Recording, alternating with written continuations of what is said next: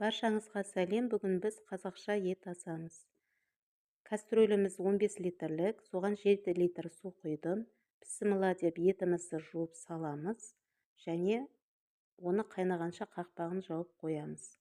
Қалай қайнай бастайды, дереу көбігін алу керек. Көбігі әйтпесе сорпаға араласып кетеді. Көбігін алып, 1-2 пияз салып, жақсылап сапырамыз да қақпағын жауып, өте жай отта 2,5 сағат қайнатамыз. Ыдысымызға еленген ұнымызды саламыз және бөлме температурасындағы суға тұзымызды салып, жақсылап араластырып алып, 2 жұмыртқа және біраз қасыққа жетер-жетпес сұйық май құйдым. Еттің қамырына жалпы сұйық май құю міндетті емес. Бірақ оқырмандарымның бірі еттің қамырын жаюды көрсетсеңіз және оны мұздатқышқа сақтау жолын көрсетсеңіз деп өтініш қалдырған екен. Сол бойынша мен 2 суала шығатын қамыр елеп жатырмын. Оның бірін мұздатқышқа сақтаймыз.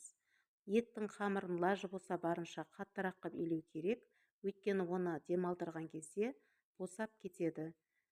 Қаттылау қып елесеңіз, еттің қамыры біркелкі болып, тегіс болып, әдемі болып жайылады. Қамырды барынша иін қандырып елеу керек.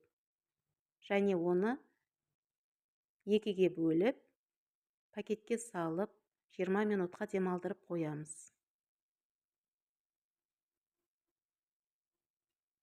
Жиырма минут өткеннен кейін қамырымызды алып, қайтарып елеп, қайтадан тағы да 20 минутқа демалдырып қоямыз.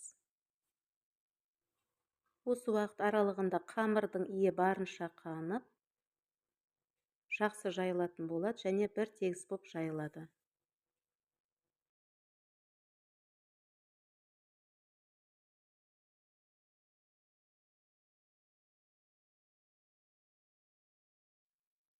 Еттің қалған шығатын көбігін осылай сүзекінің көмегімен алып тастаймыз және еттің тұзын татымына қарай саласыздар. Мендегі ет өте жақсы тұздалған, сондықтан да мен 1 шай қасық қана тұз салдым. Сіздер әрине татымына қарай саласыздар. Ендігі кезекте қамырымызды жаямыз. Оны ең алғашқы кезде жұдырықтың көмегімен басып осылай жайып аламыз, оқтаумен жайылуға жеңіл болу үшін. Алғашқы кезде ұнды көбірек қолданамыз, арасына сеуіп, кейіннен азырақ себетін боламыз. Міне осылай жұдырықтың көмегімен басып аламыз. Кейіннен оқтаумен біркелкі қып, тегіс қып, әдемі қып жайып шығамыз.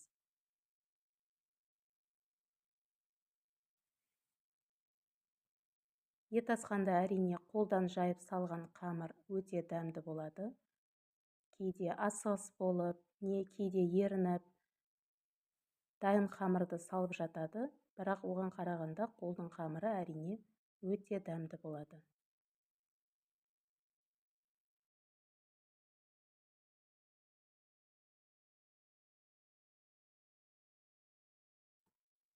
Еттің қамыры қалың болмау керек және тым жұқа да болмау керек. Тым жұқа болып кетсе, қайнаған кезде қамырларыңыз езіліп кететін болады.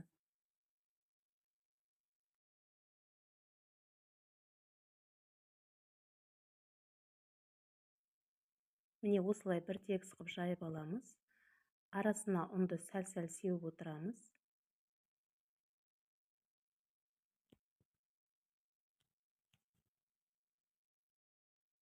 Міне осындай жыртылмайтын, езілмейтін әдемі қамыр шығады.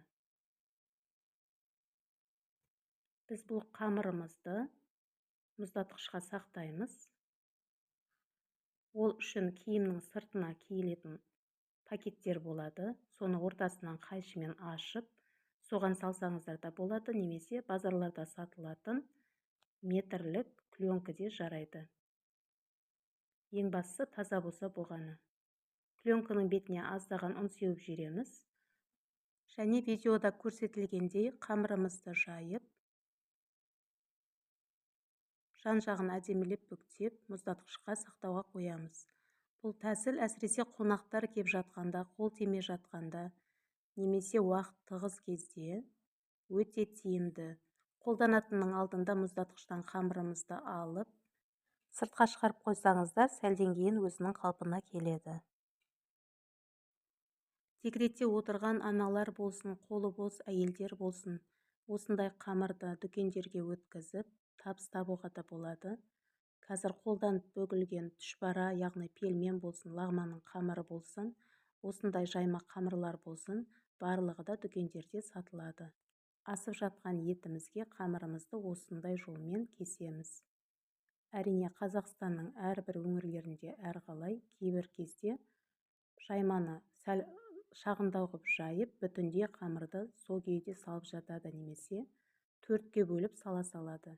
Міне осындай бір тегіс әдемі болып жайылды қамырымыз. Әрине, біз тұздықты да жасауымыз керек. Оған сорпаның бетіндегі майын аламыз. Қазақша ет асқанда салатын етіміз майлы болу керек, сол кезде тағамымыз дәмді болып шығады. Егер арық малдың етін асатын болсаңыздар, тағам дәмсіз болып қалады. Тұздығымызға сорпаның бетіндегі майын алғаннан кейін кішкене ғана қарабұрыш салып, 1-2 минут қана қайнатып аламыз. Тұздықты көп қайнатудың керегі жоқ. Етіміз дайын болды, және етті алып болғаннан кейін сорпаны сүзгіштен өткізіп алу керек. Сол кезде сорпаларыңыз мөлдір әдемі болады. Сорпаны қайнатып, үстіне қамырымызды біркелкі етіп саламыз.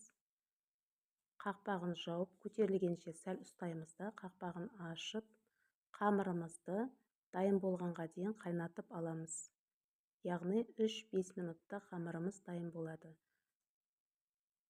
Тұзының дәмін көріп жүресіздер.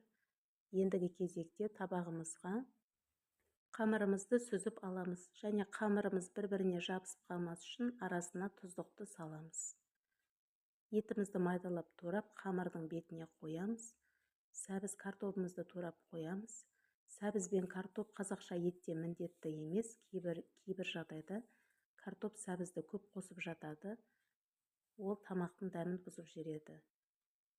Ас болсын, қазақша етіміз дайын болды. Сіздер де дайындап көріңіздер.